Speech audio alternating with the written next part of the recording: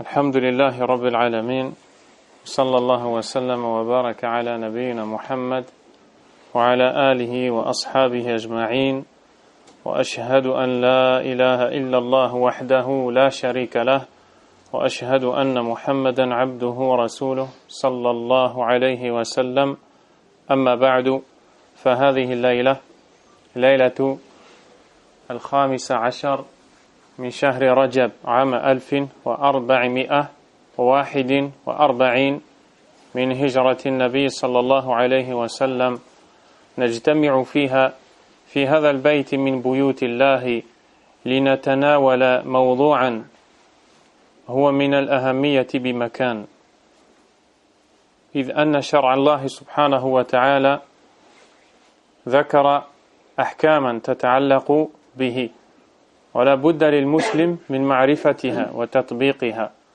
حتى تكون نظرته نظرة صحيحة فيما يجري في هذه الأحوال وفي هذه الأوقات، وإن الله حكيم عليم سبحانه وتعالى.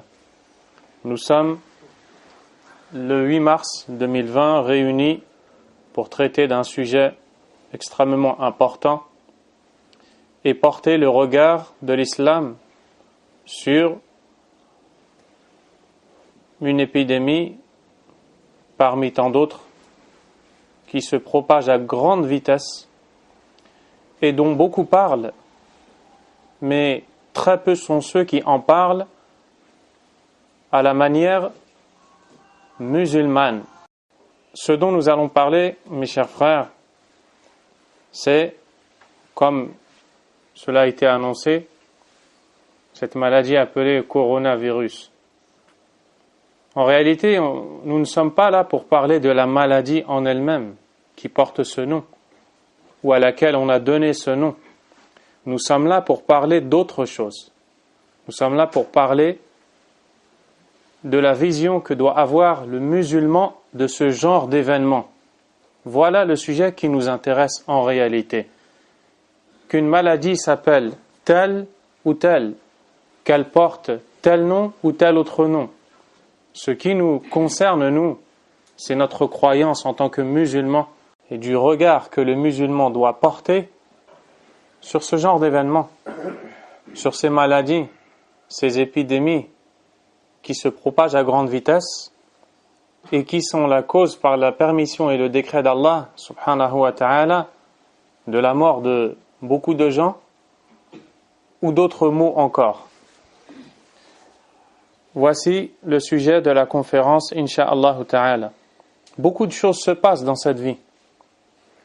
Mais le musulman a le devoir, dans chaque moment et dans chaque malheur ou calamité atteignant les gens, tout d'abord de chercher refuge auprès d'Allah, subhanahu wa ta'ala, et de parler de ce genre de sujet avec le regard musulman, comme nous l'avons dit, basé sur le livre d'Allah, subhanahu wa ta'ala, sur des fondements solides, et de ne pas en parler ou de traiter ce genre de sujet avec l'insouciance de certains, l'ignorance des autres, mais au contraire, baser tout cela sur le livre d'Allah, subhanahu wa ta'ala. Allah est parfaitement sage. Allah, subhanahu wa ta'ala, éprouve ses serviteurs dans cette vie d'ici-bas. Il les éprouve par la difficulté, la détresse, il les éprouve par la pauvreté, la faiblesse, il les éprouve par la calamité, la maladie, les épidémies générales, à toute époque et à tout moment. Ce genre d'épidémie a eu lieu au temps des salafs, des pieux prédécesseurs. Et beaucoup de sahaba, des compagnons du prophète, alayhi salatu wassalam, sont morts à cause de ce genre d'épidémie. Nous allons voir d'ailleurs comment est-ce qu'ils ont réagi et ce qu'ils ont fait. Qu'Allah les agrée. Nous allons aussi voir, incha'Allah, ce que doit faire le musulman et comment il doit réagir face à ce genre de choses. Taïeb. Ce genre d'épidémie, chers frères, nous montre la puissance d'Allah subhanahu wa ta'ala. Et le fait que quand il décide quelque chose, personne ne peut le repousser. Et quand il décide qu'une chose ne doit pas atteindre, personne ne peut faire cette chose atteindre ou faire atteindre cette chose.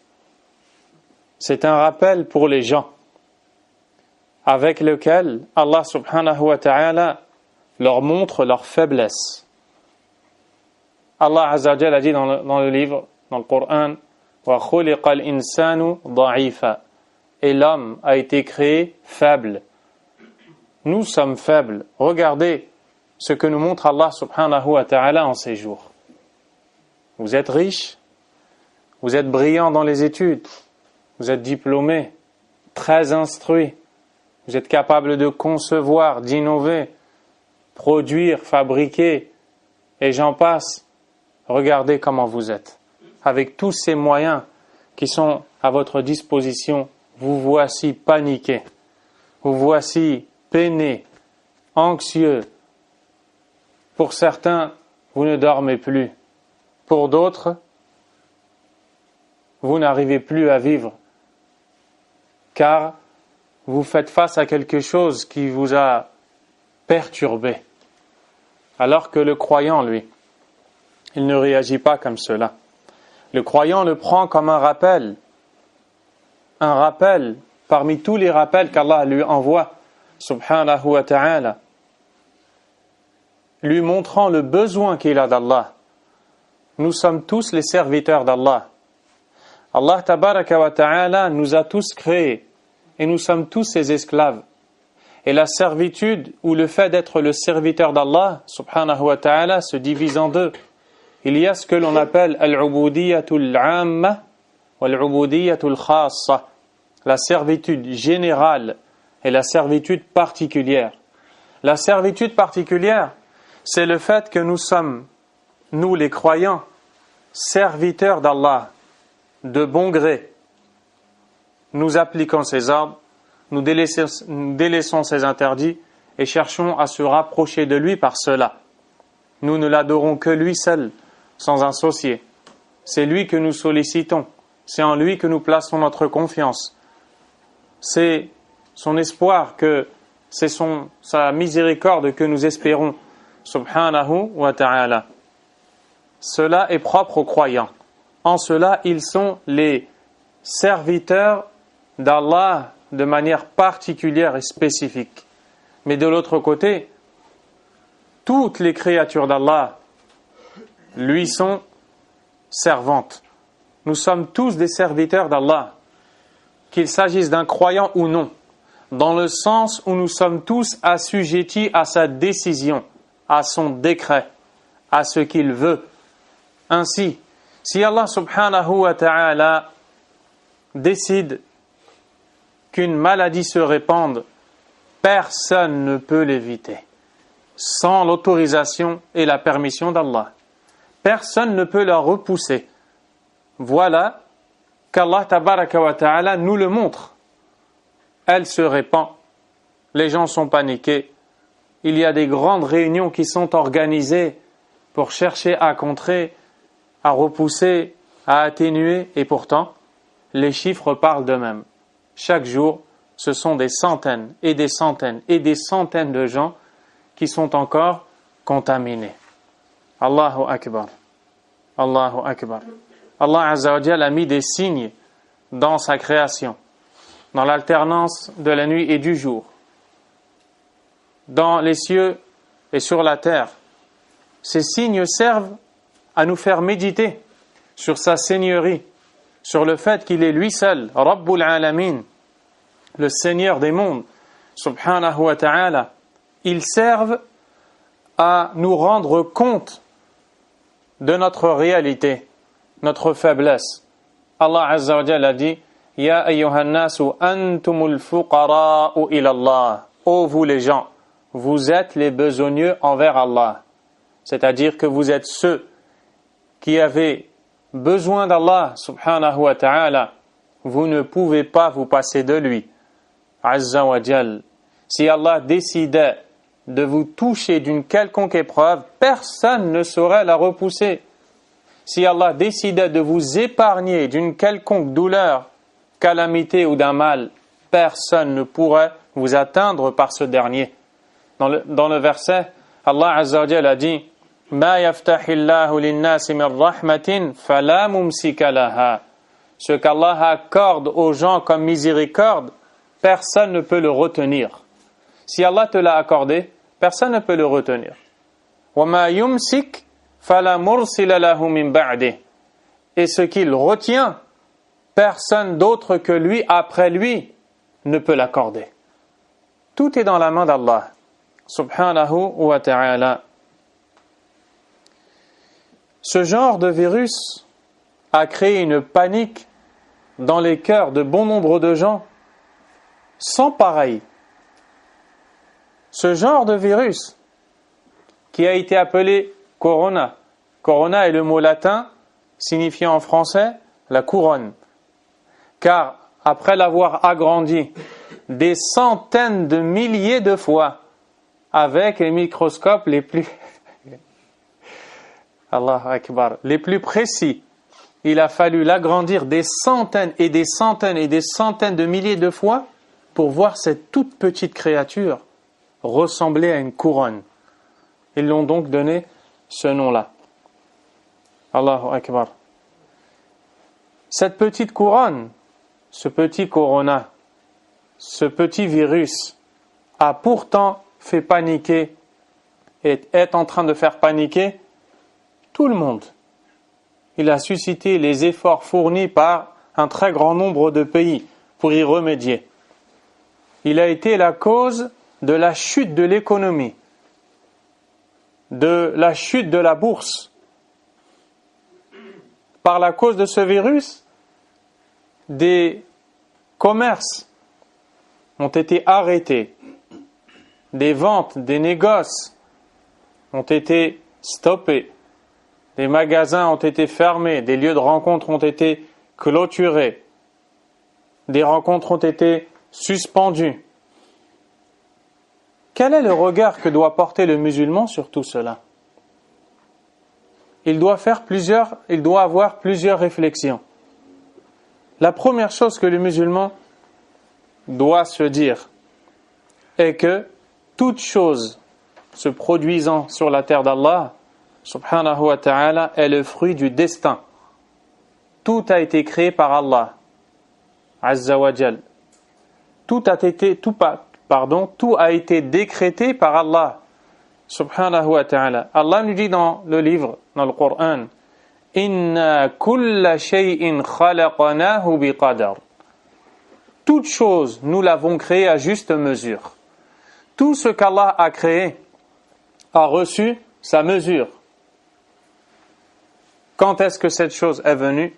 Quand est-ce qu'elle va partir? Pendant sa présence, comment elle va être? Ce qui va lui arriver, ce à quoi elle va faire face. C'est le destin d'Allah, subhanahu wa ta'ala. Et le destin est inéluctable. On ne peut pas le fuir. Il est inévitable. D'après Abdullah ibn Amr ibn al-As, radiyallahu anhuma, ce compagnon a dit سمعت رسول الله صلى الله عليه وسلم يقول كتب الله مقادير الخلائق قبل أن يخلق السماوات والأرض ب50 ألف سنة rapporté par l'imam Muslim. Allah a écrit le destin des créatures avant même d'avoir créé les cieux et la terre de 50 000 ans. 50 000 ans avant d'avoir créé les cieux et la terre, eh bien Allah subhanahu wa ta'ala avait déjà donné sa mesure à chacune de ces créatures. Qu'est-ce que cela te montre? La science parfaite d'Allah, la connaissance d'Allah subhanahu wa ta'ala, qui est si grande qu'il a connu toutes ces choses. Il les a écrites. Il les a voulus, puis il les a créés. Il leur a donné existence. Ainsi, le musulman ne doit pas aller chercher loin quand quelque chose se produit. Et c'est ça qui fait la différence entre lui et le mécréant, qui est paniqué lorsque quelque chose l'atteint, parce que son cœur est vide de la foi au destin. Il doit tout expliquer par ce que l'on appelle A plus B, par la logique. Il doit trouver une question à toute réponse. Et si les choses relèvent de l'invisible, eh bien, il va être condamné à inventer des réponses avec lesquelles il va vivre sa vie. Il ne sera donc pas libre. Alors que le croyant, lui, il est libre avec la foi qu'il a au destin. Quand quelque chose arrive, il ne dit pas pourquoi cette chose est arrivée.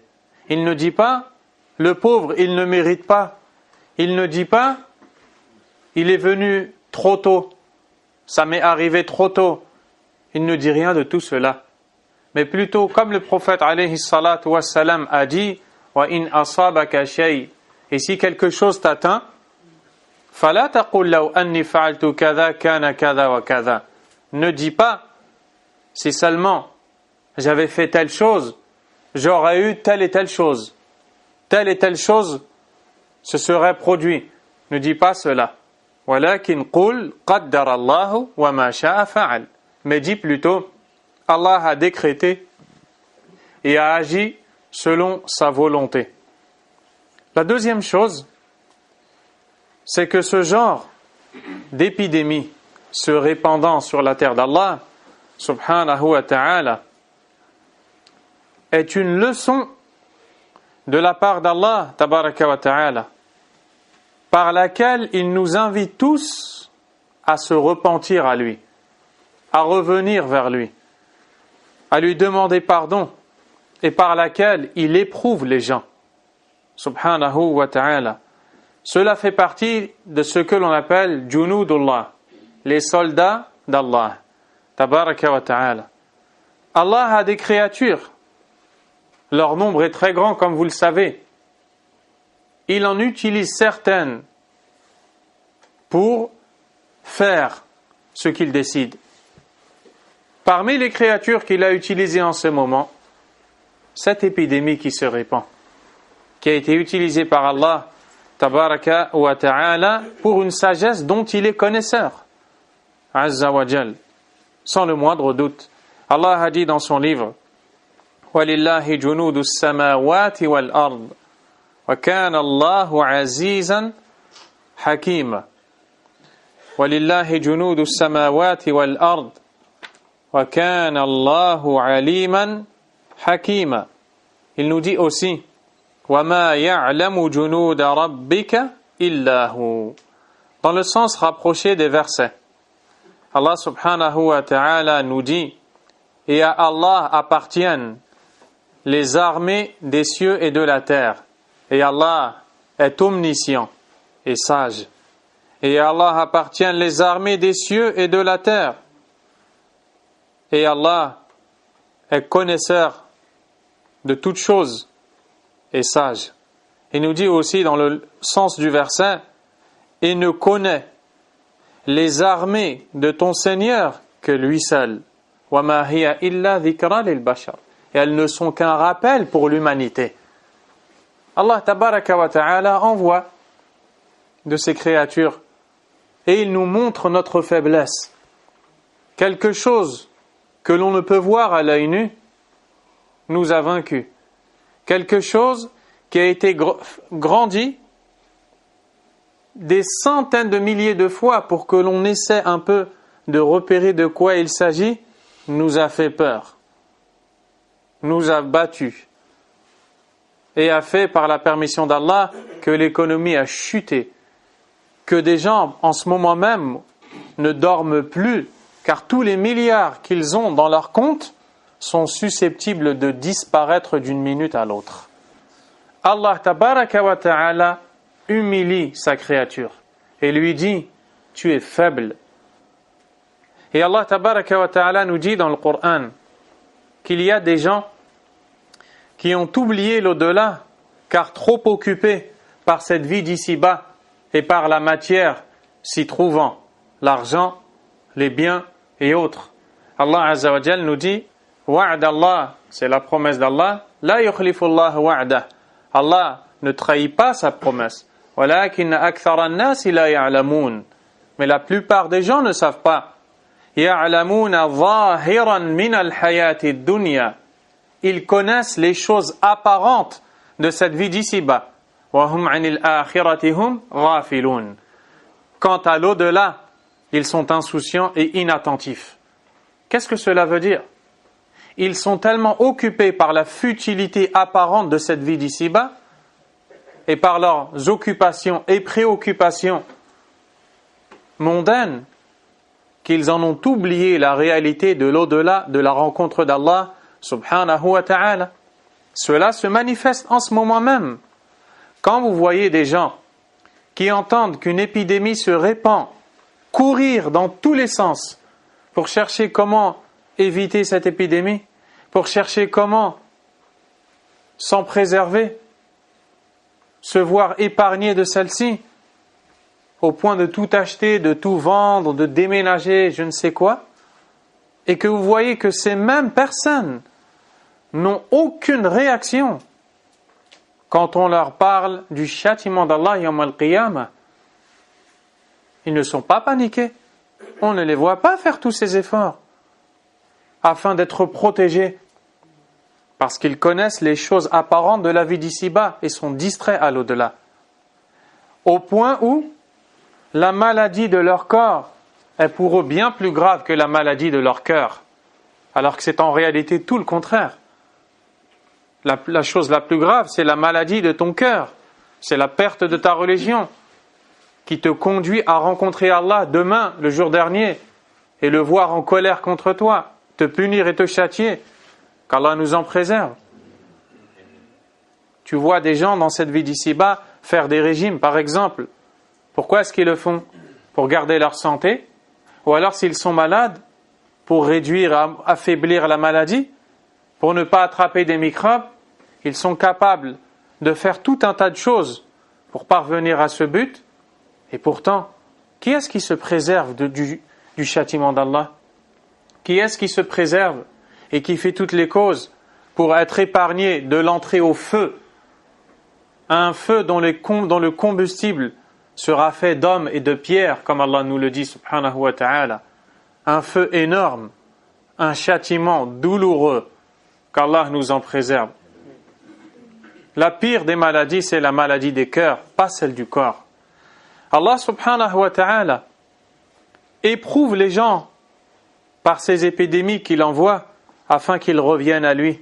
Il nous dit وَلَقَدْ أَرْسَلْنَا إِلَىٰ أُمَمٍ مِّن قَبْلِكَ فَأَخَذْنَاهُمْ وَلَقَدْ أَرْسَلْنَا إِلَىٰ أُمَمٍ مِّن قَبْلِكَ فَأَخَذْنَاهُمْ بِالْبَأْسَاءِ وَالضَّرَّاءِ لَعَلَّهُمْ يَتَضَرَّعُونَ. C'est-à-dire, dans le sens rapproché du verset, nous avons certes envoyé, c'est-à-dire nous avons envoyé des messagers. Nous avons certes envoyé aux communautés avant toi, il s'adresse à son prophète sallallahu alayhi wa sallam, aux communautés avant toi. Ensuite, nous les avons saisis par l'adversité et la détresse. Peut-être imploreront-ils la miséricorde. Puis Allah Azza wa Jal dit فَلَوْلَا إِذْ جَاءَهُمْ بَأْسُنَا تَضَرَّعُوا وَلَكِنْ قَسَتْ قُلُوبُهُمْ وَزَيَّنَ لَهُمُ الشَّيْطَانُ مَا كَانُوا يَعْمَلُونَ. Dans le sens du verset, pourquoi donc, lorsque notre rigueur leur vint, n'ont-ils pas imploré la miséricorde, mais leur cœur s'était endurci et le diable enjolivait à leurs yeux ce qu'ils faisaient. فَلَمَّا نَسُوا مَا ذُكِّرُوا بِهِ فَتَحْنَا عَلَيْهِمْ أَبْوَابَ كُلِّ شَيْءٍ حَتَّى إِذَا فَرِحُوا بِمَا أُوتُوا أَخَذْنَاهُمْ بَغْتَةً فَإِذَا هُمْ مُبْلِسُونَ.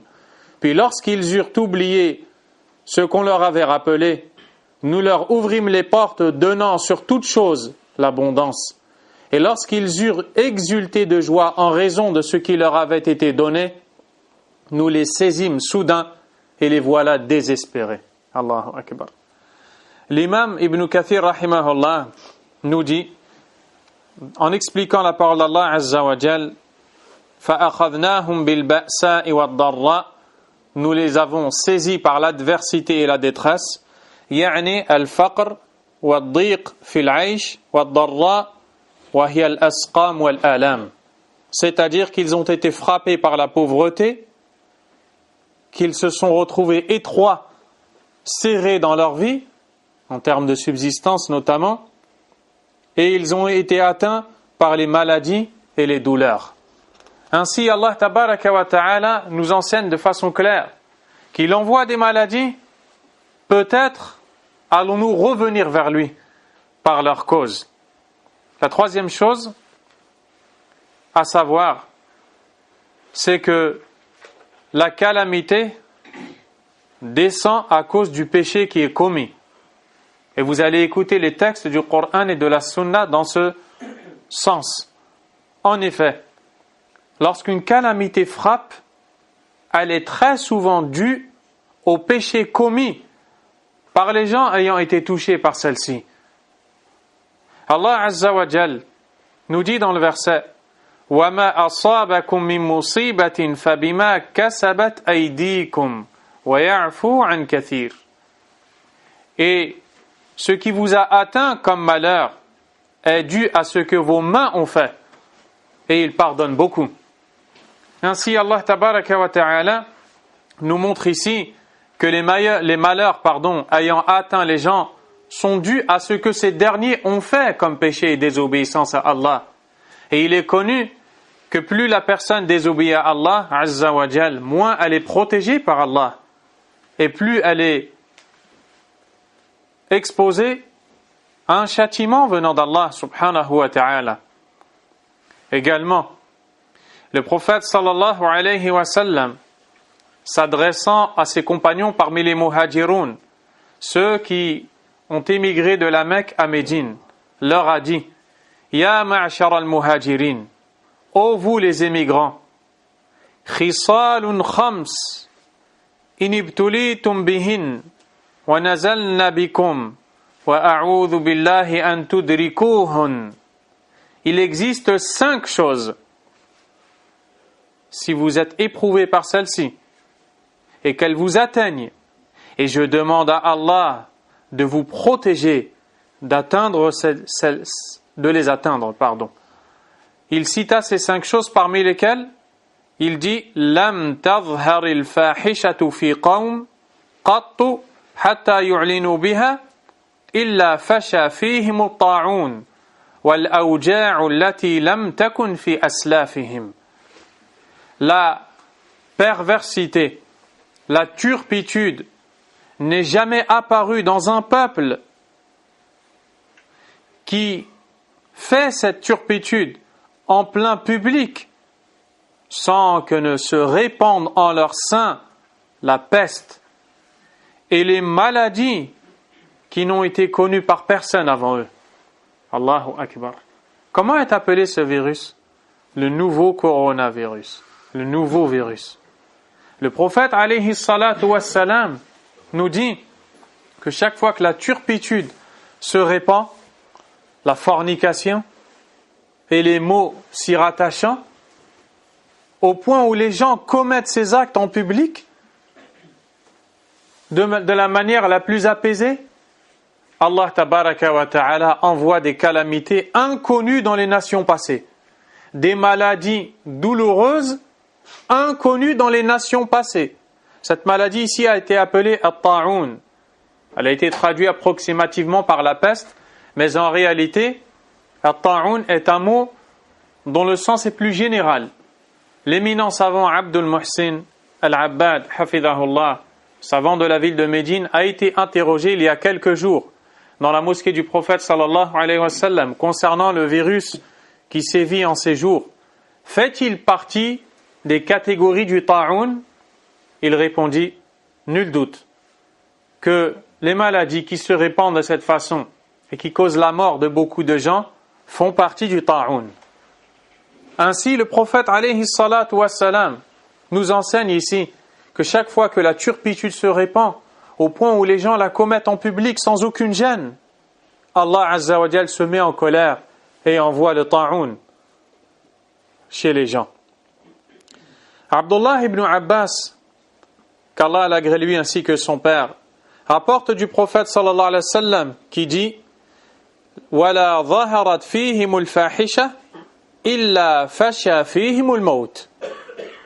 Et la turpitude ne se répand jamais en leur sein, chez les gens, sans que ne se répande en eux la mort. Allahu Akbar. L'imam Ibn Hajar, rahimahullah, expliquant ces récits, a dit فَفِي هَذِهِ الْأَحَادِيثِ أَنَّ الطَّاعُونَ قَدْ يَقَعُ عُقُوبَةً بِسَبَبِ الْمَعْصِيَةِ. Nous voyons d'après ces récits que le ta'oun, les maladies destructrices, comme celle qui sévit en ce moment, peuvent atteindre les gens à cause d'un péché qui a été commis. Ali ibn Abi Talib radiyallahu anhu a dit Ma nazala bala'un illa bidhanbin wa ma rufi'a illa bitawbah. Aucun malheur ne frappe sans qu'il ne soit dû à un péché. Et aucun péché n'est relevé, n'est dissipé sans un repentir. Ainsi, l'on voit à travers tous ces textes que le mal provoque des conséquences néfastes. Beaucoup de gens qui étaient en bonne santé se sont retrouvés atteints de toutes sortes de maladies. Ils se sont interrogés, qu'est-ce que j'ai fait? Je ne comprends pas. Ils ont essayé de chercher, médicalement parlant, la cause à tout cela, ils n'ont rien trouvé. Alors que la réalité est tout autre. La réalité, c'est le mode de vie que tu mènes quand tu désobéis à Allah Azza wa Jal. Regardez, le péché amène le stress. Les gens qui vivent et se lâchent dans l'océan de la désobéissance à Allah Azza wa Jal finissent par s'y noyer. Ils essaient de se libérer et les voilà captifs de leur propre personne et de leur passion. Les voilà emprisonnés dans leur mode de vie. Qu'Allah nous en préserve. L'imam Ibn al-Qayyim rahimahullah a dit هربوا من الرق الذي خلقوا له فبلوا برق النفس والشيطان. Ils ont fui la servitude pour laquelle ils ont été créés. Ils se sont donc retrouvés à être les serviteurs de leur âme et du diable. Nous voyons des gens qui font tout ce que tout un chacun veut faire. Voyager, acheter, posséder, commercer, être le plus riche du monde ou je ne sais quoi, avoir son nom inscrit dans les records des plus grands milliards, et après ils finissent par se suicider, ils finissent par se droguer, ils n'arrivent pas bien à dormir, ils ont tout ce qu'ils veulent, et ils n'ont rien du tout de ce qu'ils veulent. Parce que ce qu'ils voulaient, c'est le bonheur, la réussite, et ils ne les ont pas atteints. Pourquoi? Parce que c'est chez Allah subhanahu wa ta'ala que tout cela s'atteint. Et quand Allah voit son serviteur le désobéir, il l'éprouve. Il l'éprouve dans sa santé. Il l'éprouve dans sa vie. Et lui, par son insouciance, ce serviteur, peut-être qu'il ne se dit même pas que tout cela est dû à sa désobéissance. Et par Allah, c'est pire comme châtiment que la maladie qu'il ressent. Qu'il ne se dise pas que cela est peut-être dû à ma désobéissance à Allah, qu'il soit insouciant à cela, ça en soi c'est un châtiment, même s'il est invisible. D'être inattentif, d'être insouciant à ce qui vient d'Allah subhanahu wa ta'ala. Quatrièmement, le serviteur doit se dire que rien ne sort de la décision d'Allah subhanahu wa ta'ala. Cela a un lien avec le premier point sur la foi au destin, et que se prémunir, faire les causes, prévenir un mal ne repousse en rien la décision d'Allah Azza wa Jal. Le prophète sallallahu alayhi wa sallam a dit li kulli shay'in haqiqa. Chaque chose a une réalité. وما بلغ عبد حقيقة الإيمان حتى يعلم أن ما أصابه لم يكن ليخطئه وأن ما أخطأه لم يكن ليصيبه.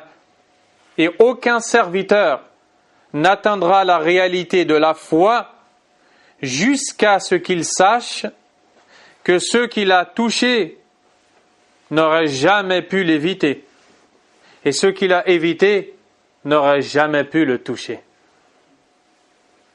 Allahu Akbar. Allah subhanahu wa ta'ala a dit ما أصاب من مصيبة في الأرض ولا في أنفسكم إلا في كتاب من قبل أن نبرأها إن ذلك على الله يسير. C'est-à-dire, aucun malheur n'est parvenu sur terre et en vous-même, et bien sûr en vous-même entrent dans cela les maladies, sur terre et en vous-même, sans qu'il ne soit inscrit dans un livre avant même d'avoir été créé, avant même que ce malheur soit créé par Allah Azza wa Jal, il a été consigné, enregistré dans un livre. Ce livre, c'est Al-Lawh al-Mahfouz, la tablette gardée où Allah Azza wa Jal a ordonné que soit écrit la destinée de toutes les créatures 50 000 ans avant d'avoir créé les cieux et la terre. Certes, cela est facile pour Allah, subhanahu wa ta'ala. Pour cette raison, Abdullah ibn Mas'ud radiyallahu anhu a dit لأن يعض الرجل على جمرة حتى تبرد خير له من أن يقول لشيء قضاه الله ليته لم يكن. C'est-à-dire, pour moi, il m'est préférable que la personne morde une braise ardente jusqu'à ce qu'elle s'éteigne que de l'entendre dire d'une chose décrétée par Allah si seulement cette chose n'avait pas eu lieu. Pourquoi est-ce qu'il dit ça? Il dit ça parce que c'est un sahab et un compagnon et il a été éduqué par le prophète alayhi salatu wassalam. Il lui a enseigné l'importance de la croyance au destin. Et quand tu tiens ce genre de propos, tu manifestes une opposition à la décision divine, au décret d'Allah qui est pourtant infiniment sage, subhanahu wa ta'ala. Lorsque quelque chose se passe, le fait de se dire pourquoi cette chose se produit, ou alors si seulement cette chose n'avait pas eu lieu, c'est une grande erreur, une grave erreur de tenir ces propos. Car Allah Azza wa Jalla a dit قُلْ لَنْ يُصِيبَنَا إِلَّا مَا كَتَبَ اللَّهُ لَنَا. Dit, il enseigne à son prophète alayhi salatu wassalam de dire aux gens, dit, rien ne nous atteindra à part ce qu'Allah nous a décrété. Huwa maulana, il est notre maître. Wa 'ala Allahi falyatawakkalil mu'minun. Et c'est en Allah que les croyants doivent placer leur confiance. Subhanahu wa ta'ala. Allah tabaraka wa ta'ala nous dit قُلْ مَنْ ذَا الَّذِي يَعْصِمُكُمْ مِنَ اللَّهِ إِنْ أَرَادَ بِكُمْ سُوءًا أَوْ أَرَادَ بِكُمْ رَحْمَةً. Dit, qui peut vous protéger d'Allah s'il voulait vous atteindre d'un mal ou voulait vous atteindre d'une miséricorde? Il dit aussi subhanahu wa ta'ala إِنْ أَرَادَنِي اللَّهُ بِضُرٍّ هَلْ هُنَّ كَاشِفَاتُ ضُرِّهِ. S'adressant aux polythéistes tant attachés à leur divinité, il leur dit à son prophète, alayhi salatu wassalam, de leur dire, si Allah me voulait m'atteindre par une nuisance, serait-elle capable de me délivrer de celle-ci, de la nuisance décrétée par Allah? أو أرادني برحمة هل هن ممسكات رحمته. Et si Allah me voulait par une miséricorde, serait-elle capable de la retenir? Puis Allah Azza wa Jal dit قُلْ حَسْبِيَ اللَّهِ. Dis, Allah me suffit. قُلْ حَسْبِيَ اللَّهِ. Allah me suffit. Également, le prophète alayhi salatu wassalam, s'adressant à Abdullah ibn Abbas, qu'Allah l'agrée, dont le frère va mourir du ta'oun, comme je vais vous le citer plus tard, chez Allah, s'adressant à Abdullah ibn Abbas, qu'Allah l'agrée lui et son père, lui dit وَاعْلَمْ أَنَّ الْأُمَّةَ لَوْ اجْتَمَعَتْ عَلَى أَنْ يَنْفَعُوكَ بِشَيْءٍ Et sache que si toute la communauté humaine s'unissait dans le but de te produire une utilité, de te faire un bien, lam yanfa'uka illa bi shay'in qad katabahu Allahu lak. Il ne pourrait te faire qu'une utilité ayant été décrétée par Allah sur toi. Walaw ijtama'u ala an yadurruka bi shay'in lam yadurruka illa bi shay'in qad katabahu Allahu alayk. Et s'ils s'unissaient tous pour te faire une nuisance, ils ne pourraient que te faire une nuisance qui t'a été décrétée par Allah subhanahu wa ta'ala. Et Allah azza wa jalla a dit وَمَنْ يَعْتَصِمْ بِاللَّهِ فَقَدْ هُدِيَ إِلَى صِرَاطٍ مُسْتَقِيمٍ. Et quiconque cherche protection auprès d'Allah aura certes été guidé vers le chemin droit. Voilà la croyance du musulman face à ce genre de choses. Et c'est similaire. Ce n'est pas quelque chose de nouveau pour le croyant. Le croyant apprend qu'il doit s'attacher à Allah, s'en remettre à lui, croire qu'Allah a décidé par une sagesse parfaite de décréter ce qu'il a voulu et choisi. Subhanahu wa ta'ala. Cinquièmement, ce genre d'épidémie fait, comme nous l'avons dit tantôt, partie de ce que l'on appelle at-ta'un. On le traduit par la peste, mais comme je vous l'ai dit, en réalité, ce qui est voulu, ce sont les maladies destructrices, dangereuses, se répandant et causant la mort d'un grand nombre de gens. L'imam Ahmed rapporte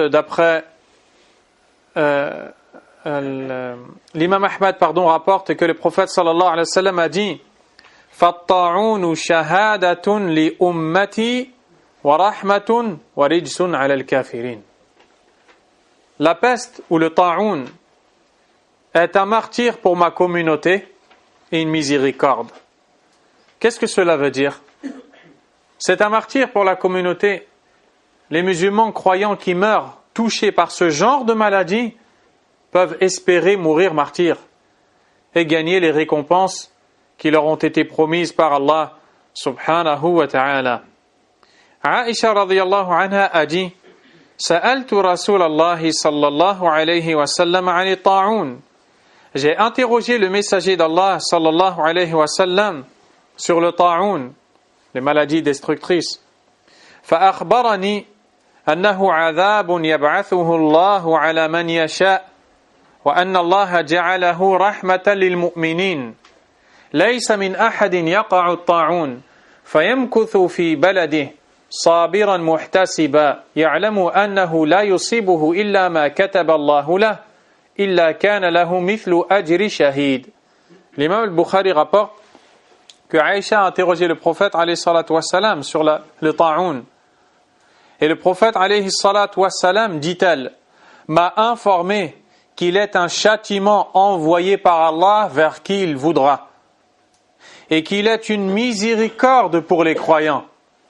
Aucun d'entre eux est présent dans un endroit où sévit le ta'oun, puis reste dans cet endroit en patientant et en espérant la récompense d'Allah, en sachant que ne pourra l'atteindre que ce qui a été décrété par Allah, sans qu'il n'ait la même récompense que le martyr.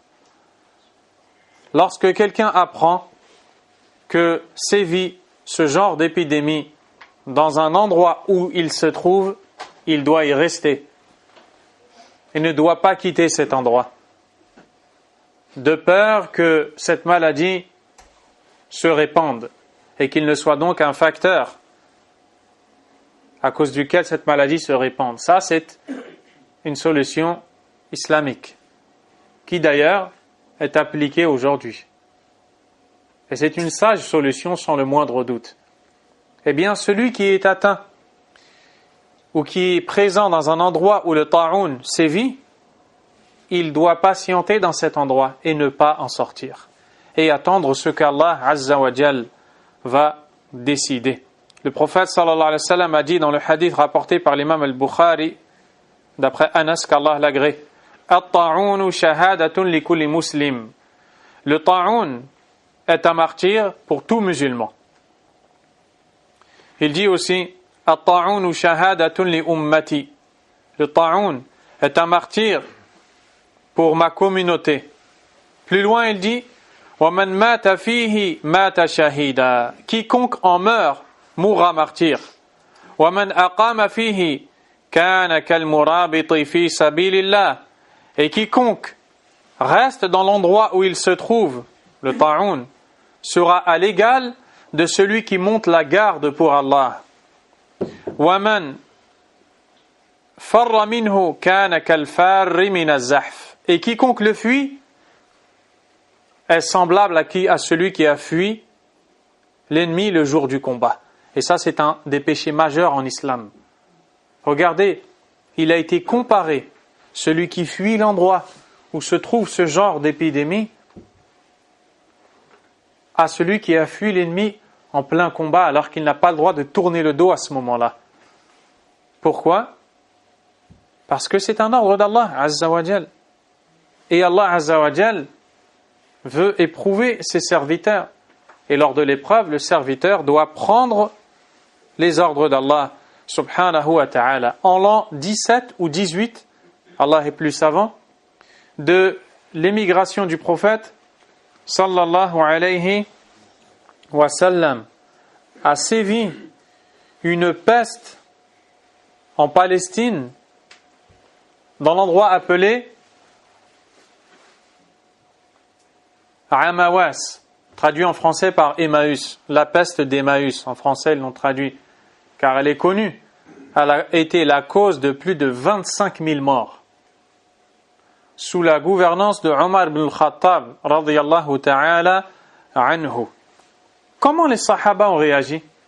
Comment les Salaf ont fait face à cela? Lorsque cette peste a commencé à sévir à Amawas, l'endroit d'où elle est partie, un petit village se trouvant en Palestine, dans la région du Sham, Omar ibn al-Khattab radiyallahu ta'ala anhu en fut informé. Parmi les compagnons morts par la cause de cette épidémie, Mu'adh ibn Jabal radiyallahu ta'ala anhu. Et d'ailleurs, Mu'adh a perdu ses 2 filles et son fils Abdurrahman, dont je vais vous parler d'ici peu, incha'Allah. Abu Ubaida ibn al-Jarrah, Yazid ibn Abi Sufyan, Al-Fadl ibn al-Abbas, radiyallahu anhum, le frère de Abdullah ibn Abbas, et d'autres parmi les compagnons. Lorsque cette épidémie s'est mise à sévir dans cet endroit, Abu Ubaida, qui en était le gouverneur, a prononcé un discours face aux gens, à qui il a dit « Ayyuhan nas ».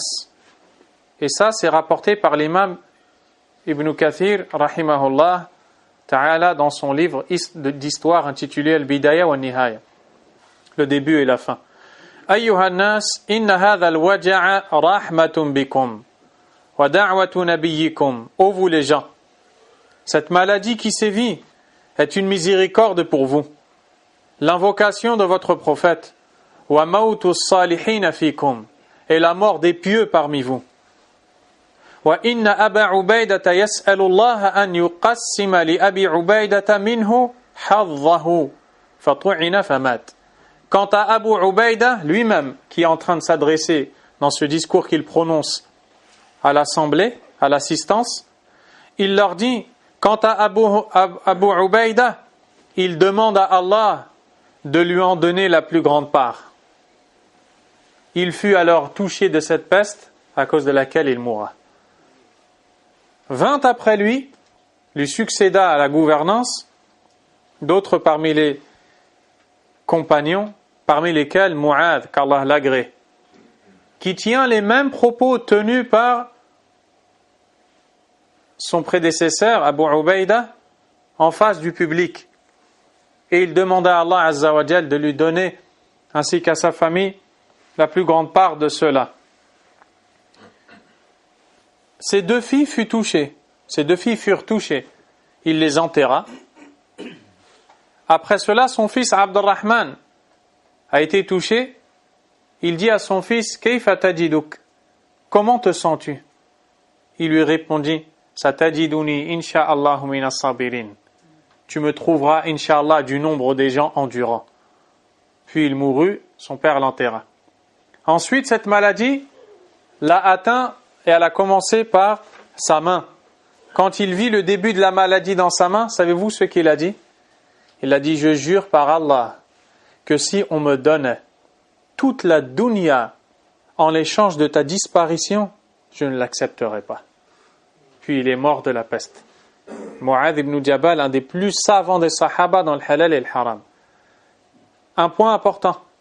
Cela veut-il dire que ces gens-là espéraient être malades? Non. Ce qu'ils espéraient, c'est mourir martyr. Vous comprenez? Car le musulman n'espère pas être malade, n'espère pas l'épreuve. Mais eux, ce n'est pas ça qu'ils visaient. Ce n'est pas la maladie en soi. C'est avoir la récompense chez Allah Azza wa Jal, car ils ont su, ils ont été créés pour adorer Allah et la vie est courte. De toute façon, comme a dit le poète, Man lam yamut bis-sayfi mata bi ghayrihi ta'addadatil asbab wal maut wahid. Quiconque ne meurt pas par l'épée mourra autrement. Les causes sont diverses et la mort est unique. Allahu Akbar. Voilà comment ont réagi ces compagnons, qu'Allah les agrée. D'où le 6e point. Lorsque sévit cette épidémie dans un endroit où elle est concentrée, il est interdit de quitter cet endroit. Le prophète sallallahu alayhi wa sallam a dit إِذَا سَمِعْتُمْ بِهِ بِأَرْضٍ فَلَا تَقْدُمُوا عَلَيْهِ وَإِذَا وَقَعَ بِأَرْضٍ وَأَنْتُمْ بِهَا فَلَا تَخْرُجُوا فِرَارًا مِنْهُ. Si vous entendez que cette épidémie sévit dans une terre, ne vous y rendez pas. Et si elle sévit alors que vous y êtes, ne la quittez pas pour la fuir. Il dit aussi, alayhi salatu wassalam, La yuridu mumridun ala musih. Dans le sens du hadith, qu'une personne malade ne se mêle pas à une autre en bonne santé. Un point important, cela ne veut pas dire que, comme dans le hadith, le prophète alayhi salatu wassalam dit, La adwa, il n'y a aucune contagion. Ce hadith-là ne veut pas dire que les maladies ne se répandent pas d'une personne à une autre. Mais ce qu'il faut comprendre de la parole du prophète, alayhi salatu wassalam, la adwa, nulle contagion, c'est-à-dire que la maladie ne se répand pas d'une personne à une autre, indépendamment de la volonté d'Allah. Il faut donc tout rattacher à Allah subhanahu wa ta'ala. Ne rattache pas le fait que tu sois en bonne santé à ce que tu manges, aux médicaments que tu consommes, en disant « Je suis en bonne santé car je prends tel traitement ». Car cette parole, mon très cher frère, est du polythéisme en islam. Pourquoi? Parce que tu as rattaché le bienfait à autre que le bienfaiteur qui est Allah subhanahu wa ta'ala. C'est une forme de polythéisme mineur, verbal, formellement interdite. 7e, nous avons vu qu'il faut avoir foi au destin. Mais avoir foi au destin n'engendre pas le fait de délaisser les causes, d'abandonner le fait de se soigner, de prendre des précautions. Lorsque par exemple la personne porte un masque, des gants ou autre chose parce qu'elle est susceptible d'être en présence d'autres personnes qui sont elles aussi susceptibles d'être touchées ou qui sont même peut-être touchées. Cela fait partie des causes. Ça ne contredit pas la confiance en Allah ni la foi au destin. Le prophète alayhi salatu wa salam a dit « Firra min al-majdhumi firaraka min al-asad » Fuis le lépreux comme tu fuirais le lion. C'est lui qui a dit qu'il n'y a pas de contagion. Et c'est lui qui a demandé aux croyants de fuir le lépreux comme on fuirait le lion. Donc il n'y a pas de contradiction. Ce qui est voulu, c'est de faire les causes et de s'en remettre à Allah. Subhanahu wa ta'ala. Ainsi, le musulman doit être dans le juste milieu. Il ne doit pas dire « Je n'ai rien à faire, absolument rien à faire, j'attends et on verra. Non, il ne dit pas ça. S'il sait que dans un endroit il y a une maladie, il ne se jette pas. Il ne se jette pas dans cette dernière, dans cette maladie. D'ailleurs, lorsque au temps de Omar ibn al-Khattab radiyallahu anhu a sévi le ta'oun, la peste, alors qu'il se rendait dans la région du Chem où sévissait cette épidémie, il s'arrêta aussitôt après avoir été informé de la maladie qui sévissait à cet endroit où il avait l'intention de se rendre et consulta les compagnons en sa présence. Que devons-nous faire? Est-ce que nous devons y aller ou rebrousser chemin? Il commença par... Je vais vous lire tout simplement la traduction du hadith, Inch'Allah. Omar ibn al-Khattab, qu'Allah l'agrée, sortit vers le Sham. Quand il fut au lieu dit Sarr, il s'arrêta dans cet endroit-là. Il fut accueilli par les gouverneurs des provinces du Sham, Abu Ubaïda ibn al-Jarrah et ses compagnons. Ils lui apprirent que la peste s'était déclarée au Sham. Ibn Abbas rapporte, Omar me dit, va m'appeler les premiers émigrants de la Mecque, c'est-à-dire pour les consulter. Je les lui fis venir et il leur demanda conseil en leur annonçant que la peste s'était déclarée au Sham. Ils furent d'avis différents. Les uns dirent, tu es sorti pour une mission et nous ne sommes pas d'avis à ce que tu t'en détournes. Les autres lui dirent, tu as avec toi tout ce qui reste de la première génération ainsi que les compagnons du prophète sallallahu alayhi wa sallam et nous ne sommes pas d'avis à ce que tu les livres à cette épidémie. Il leur dit alors, éloignez-vous de moi. Puis il me dit Abdullah ibn Abbas, fais-moi venir les Ansar. Après avoir consulté les uns, il va consulter les Ansar, les habitants de Médine. Je suis allé les chercher et il leur demanda conseil. Ils suivirent la même conduite que les émigrants de la Mecque et comme eux, leurs avis furent partagés. Il leur dit, éloignez-vous de moi. Puis il me dit, appelle-moi ceux qui se trouvent ici, des vieux sages de Quraysh, de ceux d'entre eux qui ont embrassé l'islam avant la conquête de la Mecque et qui avaient émigré. Omar ibn al-Khattab radiyallahu anhu cherche à consulter les plus grands des Sahaba qui ont de l'ancienneté dans l'islam et qui ont de la connaissance. Je les lui fis venir, dit Abdullah ibn Abbas, et ils furent unanimes à dire, notre avis est que tu rebrousses chemin avec ton armée et que tu ne la livres pas à l'épidémie. Omar cria alors parmi les gens, dès le lever du jour, je vais enfourcher ma monture pour rentrer à Médine, et faites-en de même. Abu Ubaïda ibn al-Jarrah radiyallahu anhu dit alors, est-ce une fuite du destin d'Allah? Est-ce une fuite du destin d'Allah? Omar, qu'Allah l'agrée, répondit, ah, si quelqu'un d'autre que toi l'avait dit, ô Ubaïda. Omar n'aimait pas en effet qu'on le contredise. Oui, nous fuyons du destin d'Allah au destin d'Allah, subhanahu wa ta'ala. Vous allez voir, Omar ibn al-Khattab radiyallahu anhu a été surnommé al-Mulham, l'inspiré. Très souvent, il avait des positions et des avis qui ont été confirmés par la révélation d'Allah, subhanahu wa ta'ala. Omar radiyallahu anhu dit, oui, nous fuyons du destin d'Allah pour le destin d'Allah. Que dis-tu si tu avais des chameaux et que tu eusses mis à pied à terre dans le lit d'un torrent ayant deux rives, l'une verdoyante et l'autre aride? N'est-ce pas que si tu laisses paître tes bêtes dans la rive verdoyante, ce sera par la prédestination d'Allah, et que si tu les laisses paître dans la rive aride, ce sera aussi par la prédestination d'Allah? Le narrateur ajoute, juste à ce moment, arriva Abdurrahman ibn Auf, qui avait été retenu par quelque affaire, et dit, je détiens une science concernant ce sujet. Regardez les salaf, sahaba. Il parle avec science. Omar a donné son avis. Abu Ubaïda lui a dit, tu fuis le destin d'Allah? Omar lui a dit, je fuis le destin d'Allah vers un autre destin d'Allah. Et là, Abdurrahman ibn Auf, qui fait partie des grands sahaba, promis au paradis, arriva et dit, j'ai une science à ce sujet. J'ai un hadith. Je sais ce qu'on doit faire. Allahu Akbar. Il dit, je détiens une science concernant ce sujet. J'ai entendu le messager d'Allah, sallallahu alayhi wa sallam, dire « Quand vous apprenez que l'épidémie est dans un pays, n'y allez pas.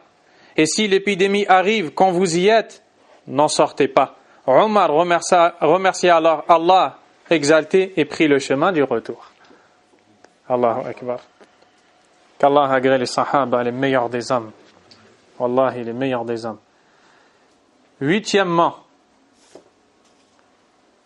l'invocation.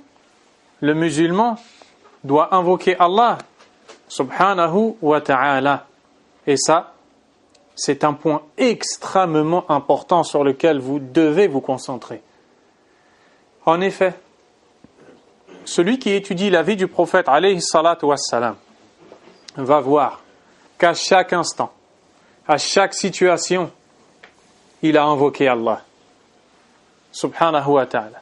Si bien qu'aujourd'hui, des livres sont dédiés au sujet de l'invocation, où l'on retrouve notamment les invocations répétées pour des causes particulières, pour des temps spécifiques, telles que les invocations du matin et du soir, qui pour rien au monde ne doivent être abandonnées par le musulman.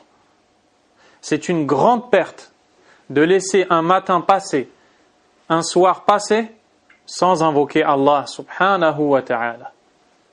نسأل الله تبارك وتعالى بأسمائه الحسنى وصفاته العلى وباسمه الأعظم الذي إذا دعي به أجاب وإذا سئل به أعطى أن يوفقنا لذكره في الصباح والمساء. Nous l'implorons de nous aider à l'invoquer matin et soir, comme le faisait le prophète sallallahu alayhi wa sallam.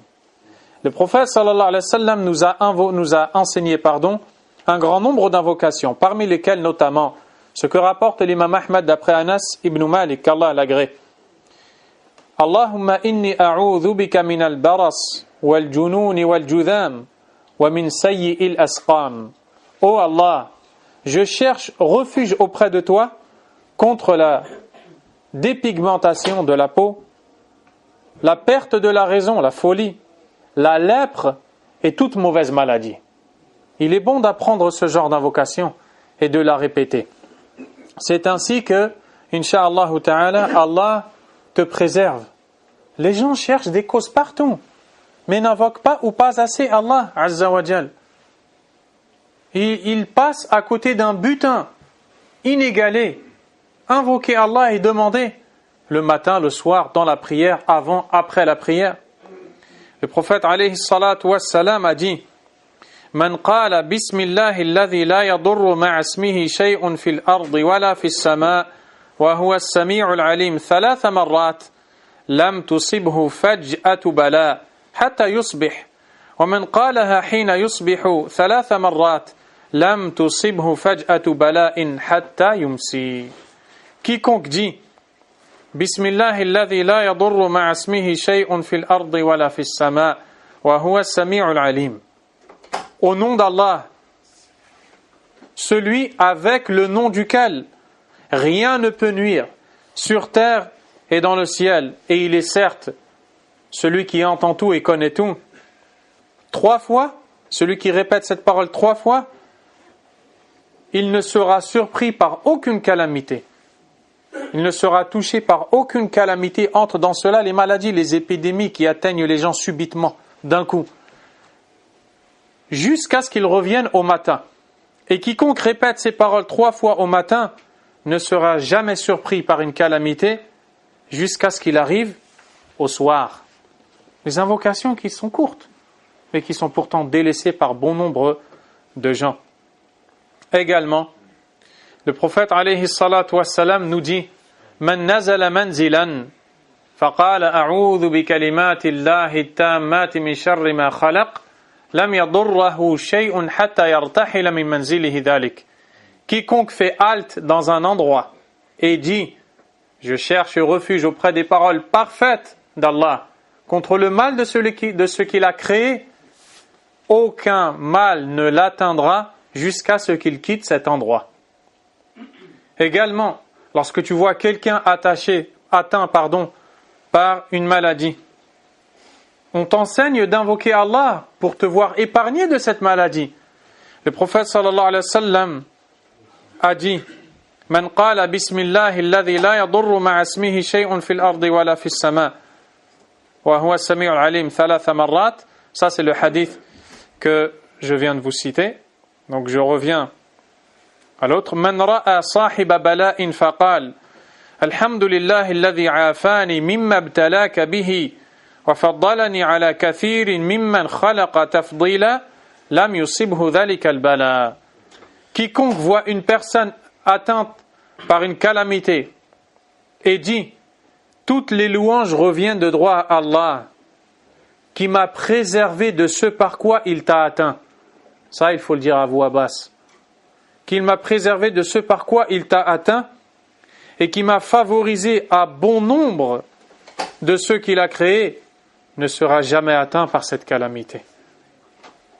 Également, après les invocations, il y a des comportements à adopter, à suivre dans la sunna, parmi lesquels le fait de couvrir les plats et les récipients.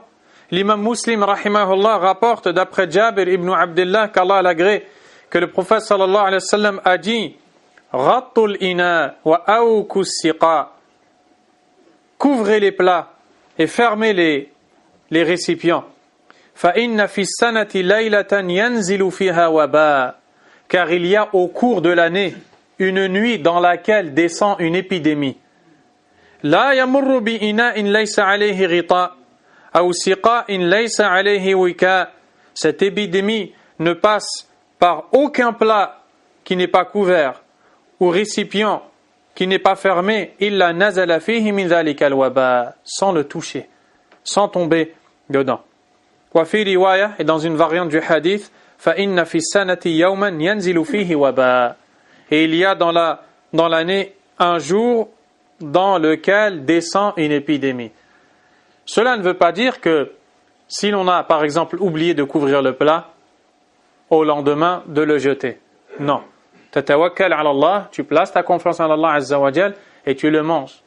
Mais tu suis la sunna de ton prophète sallallahu alayhi wa sallam, consistant à couvrir les plats et à fermer les récipients.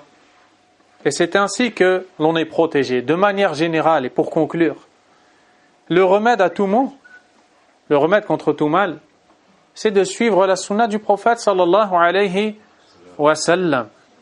Car en suivant la sunna du prophète alayhi salatu wa sallam, tant bien dans l'hygiène que dans les comportements à adopter, l'on se voit préservé d'un très grand nombre de maux, sans le moindre doute. Et suivre la parole d'Allah tabaraka wa ta'ala. Et ne pas être parmi les gens qui répandent des rumeurs ici et là et qui sèment la panique inutilement. Le croyant n'est pas comme ça. Le croyant s'en remet à Allah tabaraka wa ta'ala. Il fait les causes autant que possible. Il invoque Allah subhanahu wa ta'ala. S'il voit qu'un croyant est atteint par ce genre de choses, il demande à Allah de le guérir. Et ce croyant, si lui-même est atteint, il fait les causes. Il boit l'eau de Zamzam. Ma'u Zamzam lima shuriba lah. L'eau de Zamzam sert le but pour lequel elle est bue. Il consomme al-habbatu saouda, la graine noire, ou alors ce que l'on appelle l'huile de nigel. Et toutes ces choses qui sont rapportées dans la sunna du prophète sallallahu alayhi wa sallam. Wallahu a'lam. Allah est plus savant. Nas'al Allah azza wa jalla bi asma'ihi al-husna wa sifatihi al-ula an yubassirana bid-din. Nous lui demandons de nous accorder la clairvoyance dans la religion.